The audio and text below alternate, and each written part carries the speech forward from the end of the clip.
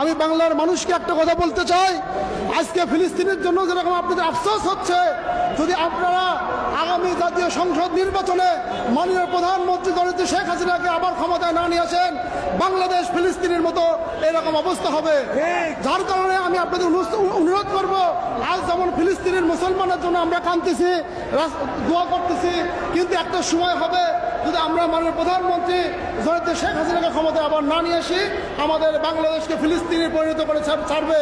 এই জন্য আমি খোদার আহ্বান জানাই বাংলার মুসলমানকে, বাংলার মানুষকে, আমরা বাংলাদেশকে ফিলিস্তিনি করব না, আমরা বাংলাদেশকে ইসরায়েলের মতো তাদেরকে সুযোগ করে দেব না। এই জন্য আমি সবাইকে বলবো, আমরা ইনশাআল্লাহ আগামী জাতীয় সংসদ নির্বাচনে মাননীয় প্রধানমন্ত্রীকে নৌকামার্কা বিজয় করে আমরা দেখিয়ে দেব যে বাংলাদেশকে ইসরায়েলের মতো কারোকে ঢুকতে দেব না, কারোকে সাহস করতে দেব না, বাংলাদেশকে ফিলিস্তিনি করতে দেব না ইনশাআল্লাহ। আমি এই জন্য আপনাদের কাছে খোদার আহ্বান জানাই, অনুরোধ করি, বাংলাদেশের উন্নয়ন, বাংলাদেশের মানুষের হেফাজত একমাত্র আওয়ামী লীগের হাতে, একমাত্র মানে প্রধানমন্ত্রী জননেত্রী শেখ হাসিনার হাতে।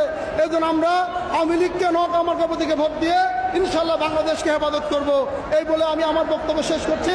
জয় বাংলা, জয় বঙ্গবন্ধু, জয় বাংলাদেশ আওয়ামী লীগ। আসসালামু আলাইকুম।